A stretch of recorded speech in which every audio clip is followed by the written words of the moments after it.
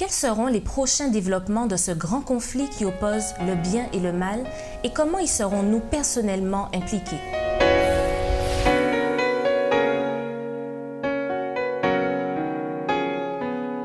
Bienvenue, chers amis, dans votre émission Autrement dit, une émission où l'on échange des réflexions autour de la Bible. Alors, pour répondre à nos questions aujourd'hui, j'ai le plaisir d'accueillir Samuel Flamand et Eddy Michel Carpin. Bienvenue à tous les deux. Merci. Alors, nous arrivons au terme de nos études du trimestre sur le thème du grand conflit entre le bien et le mal. Alors, comment ce grand conflit entre Christ et Satan sera finalement réglé?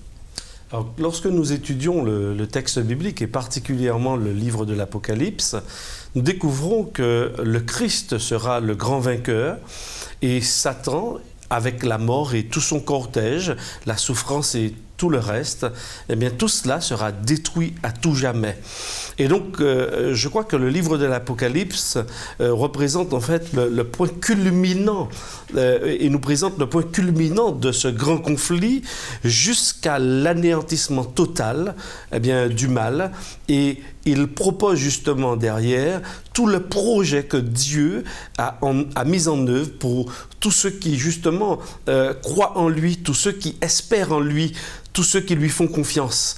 Et je crois que c'est extrêmement important justement de comprendre que le texte biblique, non seulement il révèle le problème, mais il montre aussi la fin et apporte la solution aux problèmes auxquels nous sommes confrontés. Alors, tu l'as dit, Eddy Michel, beaucoup de personnes, justement, espèrent, ont la foi en ce retour du Christ et en cette fin de conflit.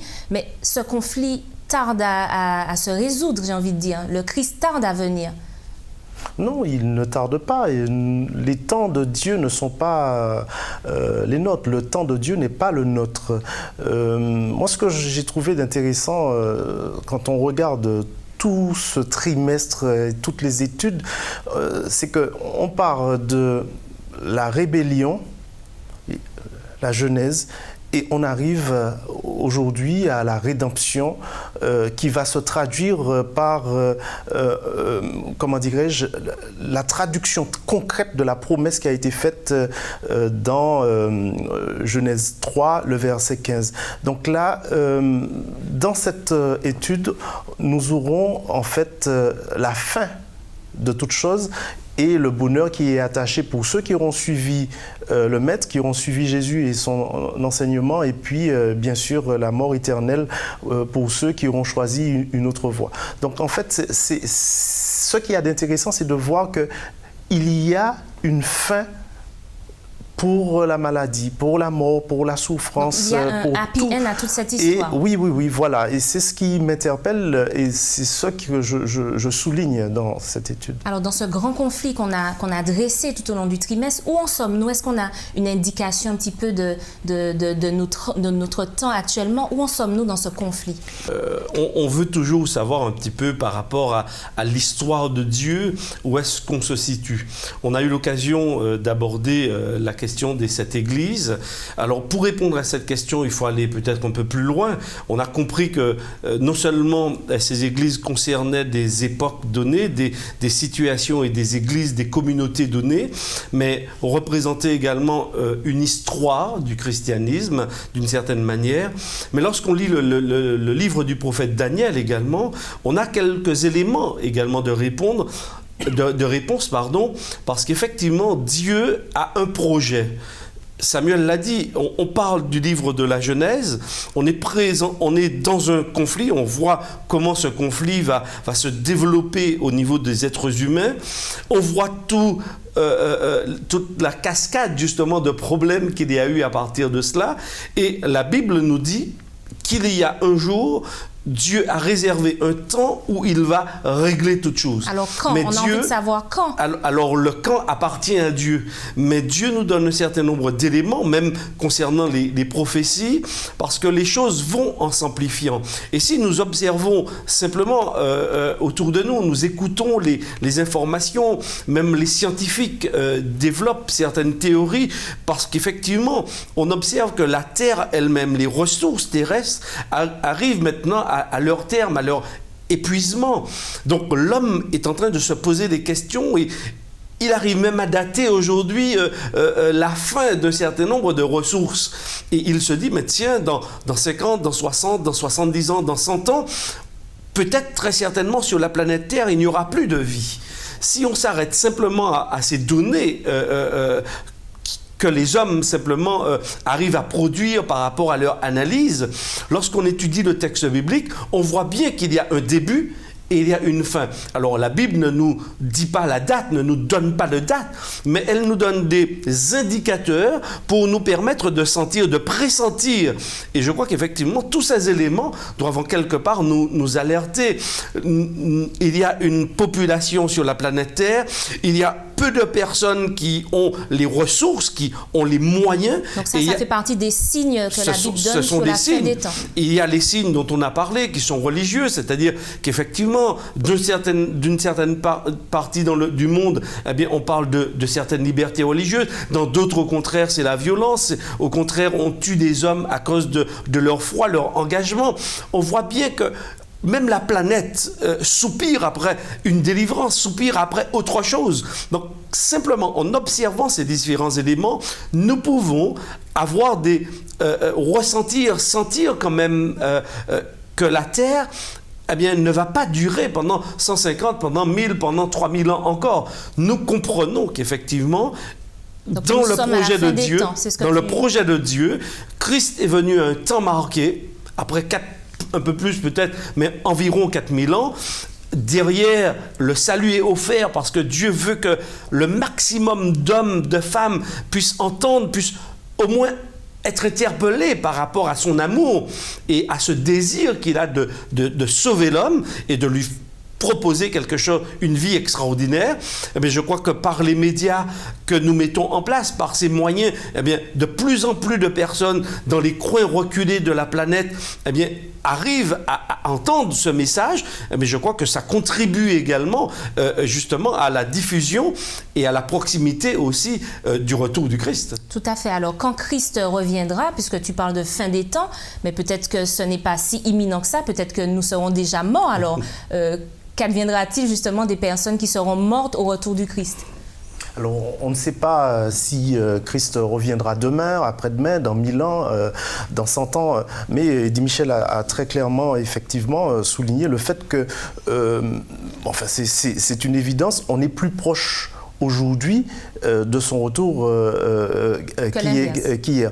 Mais ce que je veux dire par là, par ces propos un peu évidents, c'est que, effectivement, le retour du Christ, nous avons beaucoup de signes écologiques, mais également la méchanceté de l'homme qui augmente, nous prouve, atteste du fait que Christ est sur le point de revenir. Nous qui sommes présents aujourd'hui, serons-nous encore vivants quand Christ reviendra? Et qu'adviendra-t-il de nous si nous sommes morts? Je ne le sais pas, mais j'aurais bien aimé.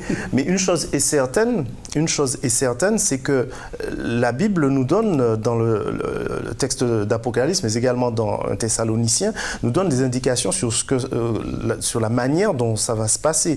Jésus reviendra, il reviendra en gloire, et tout œil le verra, nous dit la Bible. En tout cas, tous ceux tout œil, ça veut dire toute la planète Terre. En tout cas, tous ceux qui sont vivants à ce moment-là le verront. Il y a un tri naturel, une sélection, si je puis dire, naturelle qui va se faire. Alors, cette sélection sera faite par qui? Ceux qui auront marché, qui auront cheminé avec Christ, eh bien, ils iront au ciel avec lui. C'est ce que le texte nous dit. Je n'invente pas. Par contre, ceux qui l'auront rejeté, eh bien, ils mourront. Le seul fait de la majesté de Dieu, l'éclat de son retour va les tuer. D'ailleurs, ils diront aux montagnes de tomber sur eux et de les cacher de la gloire face à la gloire de Dieu. Ça, c'est pour les vivants, mais ceux qui seront morts déjà. Oui, mais ceux qui sont morts, eh bien, à ce moment-là, le texte nous dit qu'ils ne sortiront pas de la tombe. Ils ressusciteront après, à expiration des 1000 ans. Alors, on reviendra certainement un peu plus en détail sur ce qui se passera durant ces 1000 ans, mais on sait que durant ce millénium, eh bien, les rachetés, ceux qui seront montés au ciel, les vivants. Donc les rachetés vivants et les rachetés qui sont morts. Ceux qui sont vivants, qui seront montés au ciel avec Christ, eh bien, ils vont participer au jugement des méchants. Alors, qu'en est-il des rachetés, Samuel? Tu parles des rachetés qui seront vivants au retour du Christ, on l'a bien compris, mais moi je parle des rachetés qui seront déjà morts. Le texte d'un Thessaloniciens nous dit très clairement que ceux qui sont morts en Christ, c'est 1 Thessaloniciens 4, le verset 15, « Voici en effet ce que nous vous déclarons d'après la parole du Seigneur, nous les vivons, restés pour l'avènement du Seigneur, nous ne devancerons pas ceux qui sont morts. » Donc ça veut dire simplement que les morts en Christ eh bien, ressusciteront lors de cette première résurrection. Mais le texte d'Apocalypse 20, le verset 4 est très clair sur ce point et nous dit qu'ils revinrent à la vie et ils régnèrent avec Christ pendant 1000 ans. Donc ce groupe de personnes mortes ayant cheminé avec Christ vont ressusciter et elles vont monter au ciel et vivre le millénium avec ceux qui étaient vivants et qui vont monter tout à fait au retour du Christ et qui vont également vivre les félicités du millénium. Donc les deux groupes, tous les élus, les vivants et les morts. Et les morts en Christ. En Christ. Alors si je comprends bien, donc tout ce groupe d'élus monte, tu l'as parlé pour un millénium, alors qu'est-ce qu'ils vont faire pendant ces 1000 ans? Alors, le texte de l'Apocalypse y répond également au chapitre 20 et le verset 4. Ensuite, nous dit la Bible, « Je vis des trônes et ceux qui s'y assirent reçurent le pouvoir de juger. » On a le sentiment ici, en lisant et en mettant ce texte-là dans l'ensemble du contexte biblique, que en fait, le Dieu de la Bible, c'est le Dieu de la transparence. Effectivement, s'il y a deux groupes déjà, ça veut dire qu'il y a un tri. Samuel l'a dit, il y a des hommes, des femmes qui vont donner leur vie, qui vont s'engager avec Dieu. Et j'espère que nous faisons déjà partie de ce groupe-là. Malheureusement, en dépit de tout et en dépit des évidences que Dieu mettra devant les yeux des autres, eh bien, ces personnes ne vont pas croire, elles ne vont pas adhérer au projet de Dieu. Donc, le tri se fera. Mais Dieu sait que les hommes, en quelque part, se posent des questions, comme nous nous posons des questions. Pourquoi les uns seront là? Pourquoi les autres ne seront pas là? Qu'est-ce qui s'est passé? On a besoin, en tant qu'être humain, de comprendre, même concernant le grand conflit, on a besoin de réponses. Eh bien, je pense que Dieu, là, va proposer un certain nombre de réponses. Dieu va faire la lumière, je dirais, pour ceux qui auront le privilège d'adhérer à ce projet, eh bien, auront l'opportunité d'avoir des réponses à leurs questions. Mais est-ce vraiment nécessaire, puisqu'ils sont déjà justement avec Dieu? Les réponses peut-être auraient dû être apportées à ceux qui n'ont pas cru, qui n'ont pas peut-être connu cette vérité. Alors, très certainement, tu as peut-être raison, mais dans le... prêche à des convertis à ce moment-là. Non, c'est-à-dire que Dieu voudrait, en quelque part, c'est ma lecture, qu'il n'y ait pas d'ambiguïté dans la tête de tous ceux qui ont cru à son projet. Il ne faut pas qu'il y ait d'ambiguïté, parce que Dieu ne voudrait pas non plus, parce que c'est pédagogique, Dieu ne voudrait pas non plus que ce qui s'est produit, premièrement avec un ange qui s'est rebellé, il ne voudrait pas que cela se reproduise. Donc c'est pour éviter un autre conflit. Parce que la liberté va toujours demeurer. Et je pense que ce qui va nous permettre aussi d'y demeurer, premièrement, c'est parce que nous aurons aimé et compris véritablement l'amour de Dieu, mais nous aurons aussi expérimenter toute la souffrance d'être détaché de Dieu. Donc je pense que Dieu, pour lui-même, pour que nous comprenions et qu'il n'y ait pas l'ombre de doute dans notre cerveau sur la notion de justice de Dieu, sur la notion d'amour de Dieu. Tu dis notre cerveau, tu parles déjà en tant qu'élu. Oui, élu. Bien évidemment, voilà. Parce que je souhaite que nous fassions partie de ce groupe. Donc oui, je pense qu'il y a une volonté de sa part. Maintenant, ça ne veut pas dire que ceux qui sont perdus n'auront pas d'évidence. Parce qu'effectivement, après cette période de 1000 ans dont parle le livre de l'Apocalypse, il y a aussi la résurrection de ceux qui n'ont pas cru. Donc à quel moment il cette y a Satan, par exemple, intervient-elle? Eh bien, après cette période de 1000 ans, nous dit la Bible, donc c'est une longue période, les 1000 dans la Bible, c'est généralement une période assez longue. Le temps, ça c'est Dieu qui le gère. Donc c'est peut-être prophétique les 1000 ans, c'est pas forcément 1000 ans au sens... Au jour, dans le sens littéral, très certainement pas. Dans le livre de l'Apocalypse, de toutes les façons, il y a de grandes images, il y a de grands symboles, mais on sait que c'est une période suffisamment longue pour comprendre, pour percevoir. Parce qu'effectivement, à ce moment, lui, Satan, n'ayant plus d'élus, en fait sous sa main pour tisonner, pour harceler, je dirais en quelque part, eh bien, il se retrouve tout seul. Il est, dans le texte de l'Apocalypse, comme en prison. Il ne peut plus tenter personne. Tous ceux qui sont là sont déjà ses suppôts. Donc, à un moment donné, à cette période, lorsque tout est en quelque part mis à nu, eh bien Dieu va pouvoir maintenant exercer son jugement. Et il y aura la résurrection de toutes ces personnes qui vont finalement voir la gloire de Dieu, qui vont reconnaître et qui vont voir tout ce groupe qui va descendre avec Dieu. Et l'Apocalypse nous présente en quelque part une scène effrayante. Parce que de côté, il y a des gens qui se réjouissent, et de l'autre côté, il y a certains qui vont reconnaître, qui vont bien voir que tout ce qui avait été annoncé finalement se réalise. Ils vont reconnaître que ils vont presque voir le film de leur vie se dérouler devant leurs yeux. Ils vont voir toutes les occasions qu'ils ont ratées.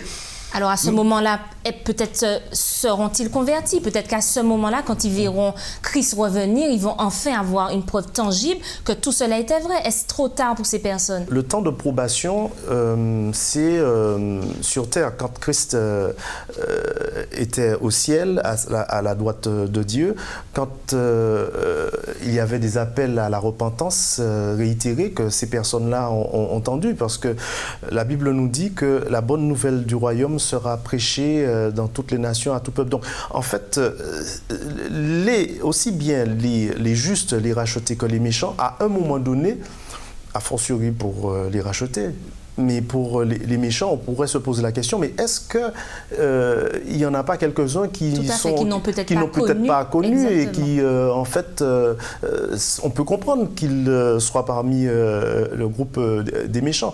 Mais en fait, ils ont eu la possibilité. Et dans les siècles passés, ou dans les années futures, les siècles futurs, il y a des écrits, il y a des messagers, il y a la conscience qui parle, qu'on le retrouve dans les premiers chapitres du livre de Romains, qui interpelle sur la bonne voie à prendre. Mais est-ce que la conscience, c'est pas subjectif? Peut-être que ce qui est bon pour le livre X de ne l'est Romains, pas pour Y. les premiers chapitres de Romains parlent d'une conscience morale, et c'est l'Esprit de Dieu qui nous indique justement la bonne voie à des époques où il n'y avait pas forcément d'écrit. Alors pourquoi tant de divergences d'opinion? Est-ce à dire que ces personnes n'ont pas conscience, n'ont pas reçu l'Esprit Saint? Comment expliquer justement tant de divergences d'opinion aujourd'hui? Il y a des divergences parce que l'homme, se retranchant derrière son libre arbitre, décide de faire ce qu'il veut faire et n'écoute pas suffisamment la voix de l'Esprit. Mais en tout cas, par rapport à ta question, tous les méchants ou ceux qui seront identifiés comme tels et qui font partie du second contingent de résurrection, donc la seconde résurrection, eh bien, ces personnes-là, eh bien, sont à leur place, si je puis dire. Alors, tu parles de ces méchants. Bon, c'est un terme un petit peu peut-être qui peut effrayer, puisque méchants, bon, certaines personnes peut-être seront dans ce camp sans avoir pourtant été, on va dire, méchants au sens littéral du terme. Donc, on parle de quoi précisément? La méchanceté fait allusion à quoi? Mais le méchant, tel que la Bible le présente, c'est par opposition au juste. Le juste, c'est celui qui accepte la justice que Christ lui donne. C'est celui qui ne va pas se prévaloir de sa propre richesse, de sa propre justice, de lui-même, de son ego, mais qui va accepter de se vider de lui-même et de se laisser remplir par l'Esprit de Dieu. Le méchant, justement, c'est celui qui dit qu'il n'y a pas de Dieu. par exemple. Ça ne veut pas dire que ça va se traduire forcément par des actes que l'on des crimes, voilà, par des crimes. Il ne va pas forcément assassiner. Il y a ça aussi. Mais c'est celui qui dit, le texte biblique nous dit que le méchant dit en son cœur qu'il n'y a point de Dieu. Alors, il peut penser comme ça qu'il y a un Dieu aussi, mais que dans ses actes, il montre que dans sa vie, que Dieu n'est pas présent. Et Dieu montre bien, Jésus dans les évangiles nous montre bien qu'il ne peut pas y avoir de compromis, de compromission entre ce qui est juste et ce qui est méchant, entre le bien et le mal. Soit on le sert, et soit on ne le sert pas. Soit on est avec lui, soit on n'est pas avec lui. Il y a une forme de jalousie, entre plusieurs guillemets, de Dieu. Il a créé l'homme pour que l'homme s'épanouisse, mais pour sa gloire. Donc, il est en quelque sorte exclusif. Il veut l'exclusivité. Il veut l'exclusivité, mais pas une exclusivité comme un suzerain, un roi qui a des sujets et qui veut une exclusivité. Il veut d'une exclusivité dans une relation d'amour. On ne retrouve pas ça forcément dans une relation entre un roi et ses sujets. Lui, c'est un despote, pas un despote, c'est un monarque, pardon, et il a des sujets. Tandis que Jésus, lui, il est dans la relation d'amour. Et le méchant, pour le coup, lui, il n'a pas accepté l'amour que Dieu lui offrait. Alors, qu'adviendra-t-il justement de ces personnes, des perdus, des méchants dont vous parlez? Seront-ils condamnés à un tourment éternel, l'enfer, comme on dit couramment? Alors, effectivement, dans le livre de l'Apocalypse, il est question au verset 10, « Le diable qui les égarait fut jeté dans les temps de feu et de soufre, où sont la bête et le faux prophète, et ils sont tourmentés jour et nuit au siècle des siècles. » Alors, c'est vrai que cette expression peut porter à confusion. On peut imaginer, peut-être dans certaines littératures, qu'il y a un espace souterrain dans lequel, justement, le diable, les anges et toutes ces personnes qui se seront alliées à lui vont bouillir, je ne sais pas. Maintenant, éternellement. Éternellement. Mais en tous les cas, moi, ce que j'entends dans ce langage, qui est aussi un langage symbolique, Dieu veut, en utilisant la plume de Jean, montrer clairement que ce sera la fin totale. C'est-à-dire qu'il n'y aura pas un retour du mal. C'est-à-dire que le mal sera à tout jamais anéanti. Donc, quand il dit au siècle des siècles, ça veut dire que le mal ne réapparaîtra pas à la surface de la terre. Mais comment en avoir la certitude, puisque au début, on l'a vu au début de notre étude, tout était parfait et pourtant le mal est apparu sur terre. En tous les cas, s'il apparaît, ce ne sera pas avec le même. Ce sera très certainement avec un être différent, mais pas le même, puisque la Bible, et ça, moi je m'y arrête, et j'y crois fermement, la Bible me dit que ce sera définitif pour lui. Et c'est pourquoi tout à l'heure, quand j'ai eu à intervenir, j'ai parlé de cette relation, de cet engagement avec Dieu et de cette volonté qu'a Dieu de faire la lumière sur son fonctionnement. De côté, et c'est pourquoi pour moi les méchants quand bien même ils regretteraient et puis ils auraient envie d'entrer dans la sainte cité, c'est simplement parce qu'ils vont observer qu'ils perdent quelque chose. Et ça, par intérêt. Tandis que ceux qui seront avec Dieu l'auront fait par amour, par engagement, parce qu'ils auront cru, en quelque part, même sans voir, ils auront cru et ils auront adhéré au projet de Dieu. Donc pour moi, c'est extrêmement important aujourd'hui, de mon vivant, d'adhérer à ce projet de Dieu, indépendamment de ce que je pourrais imaginer ou voir. Mais pour l'instant, Dieu me demande de lui faire confiance, de croire à sa parole. Alors, tu parles de m'y arrêter à sa parole. Tout à fait, de notre vivant, et dit Michel, mais est-ce que ça veut dire que quand on est mort, les jeux sont faits, on peut pas, par exemple, prier, on a une coutume de prier justement pour nos bien-aimés qui sont morts. Est-ce que ça veut dire que quand quelqu'un est mort, les dés sont lancés, on ne peut plus revenir en arrière? Une chose est certaine, c'est que lorsqu'on est mort, on est bien mort. On a des textes de la Bible, on n'a pas le temps de les lire. Dans l'Ecclésiaste, ceux qui sont morts, ils n'ont plus aucune part de ce qui se fait sous le soleil. On a encore une autre référence, c'est la parabole du riche et de Lazare, qui peut prêter à confusion, mais qui montre bien que justement, c'est lorsqu'on est vivant qu'on peut agir sur son salut et non pas lorsqu'on est mort. Et pour répondre à ta question par rapport aux vivants, les vivants ne peuvent pas prier pour les morts. En tout cas, s'ils le font, ça n'a aucun impact sur le devenir éternel de ces morts-là. Les deux options pour ceux qui sont morts, c'est la mort éternelle, comme Eddie Michel l'a dit, en fait, dans la mort éternelle, mais dans ses conséquences, et non pas un enfer ou un lieu dédié où les gens retireraient éternellement, parce que ça, c'est pas l'image que Dieu nous a donnée d'un Dieu d'amour qui, juste par plaisir, ferait des gens griller, rôtir éternellement et qu'on irait de temps en temps contempler pour se dire que, ben voilà, bien fait pour toi. Non, ce n'est pas du tout cette image-là. Et puis, il y a ceux qui l'ont accepté et qui vont vivre par contre éternellement avec lui. Mais je voudrais ajouter une chose sur, comment dirais-je, sur la récidive ou du mal, l'idée que le mal pourrait revenir. Théoriquement, oui, mais il y a quelque chose qu'il ne faut pas oublier, c'est que les personnes, les individus, les êtres qui sont là, ce sont des êtres qui ont eu un stage très très très long. Alors il y a ceux qui ont eu un stage à regarder du haut du ciel, ce qui se passait sur terre, et puis il y a ceux qui ont vécu sur terre. Et aussi bien les anges et les êtres qui ont observé que ceux qui étaient sur terre ne voudront certainement pas avoir à revivre cela avec toutes les conséquences qu'il y a eu. Ils verront le jugement, comment ça s'est passé, comment ceux qui ont défié Dieu, qui n'ont pas accepté, ont brûlé, etc. Donc ça sera un garde-fou. Exactement, ça sera un garde-fou. Mais c'est vrai qu'on ne peut pas dire aujourd'hui, avec une certitude, la certitude de Dieu, que cela ne peut plus se reproduire. Théoriquement, oui. Mais on a ce garde-fou-là. Très bien. Alors, pour nous qui sommes encore présents aujourd'hui, nous sommes vivants, renverser la vapeur. J'ai envie de dire, que faire concrètement pour se préparer et être dans le bon camp, donc des élus qui seront éternellement avec Christ?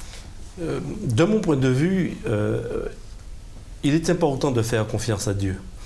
Le salut dépend simplement de ma réponse, de mon oui à Dieu. Dieu s'est chargé de tout, parce que le Dieu de la Bible, pour moi, c'est un Dieu qui m'aime. C'est un Dieu qui veut le meilleur pour moi. Certes, je n'arrive pas toujours à comprendre, j'arrive pas toujours à tout déceler, mais il m'invite à venir à lui. Il m'invite à une relation avec lui. Il m'invite parce qu'il veut le meilleur. Maintenant, pour moi, c'est ce qui est important, c'est ce qui importe.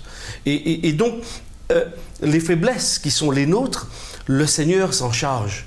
Il sait qui je suis, il connaît ma faiblesse, mais il sait aussi si je suis vrai ou si je suis faux avec lui. Et la Bible m'interpelle aussi et m'invite à être vrai avec Dieu, à ne pas jouer sur deux chaises, à ne pas jouer sur plusieurs tableaux, à ne pas vouloir en même temps tout ce que l'ennemi me propose et en même temps ce que Dieu me propose. La Bible m'invite fondamentalement pour moi à une prise de position. Je dois pouvoir me positionner pendant que je suis en vie. Donc, si j'ai quelque chose à dire à tous nos amis, à moi-même, à nous, ben, positionnons-nous maintenant pendant que nous pouvons encore le faire. Alors, c'est une très belle conclusion, Samuel. S'il fallait retenir également quelque chose de tout ce trimestre d'études, quel serait cet élément? Eh bien que quand il y a des difficultés, nous avons la possibilité de nous appuyer sur celui qui peut résoudre les problèmes. Il peut résoudre les petits problèmes, mais il peut résoudre les gros problèmes à l'échelle du monde. Et nous voyons à travers cette étude, en tout cas nous avons vu que des problèmes majeurs du monde, comme celui du péché, eh bien, Dieu peut résoudre tout cela. Il peut résoudre le péché dans nos vies, mais il peut résoudre la question du péché de manière définitive et radicale.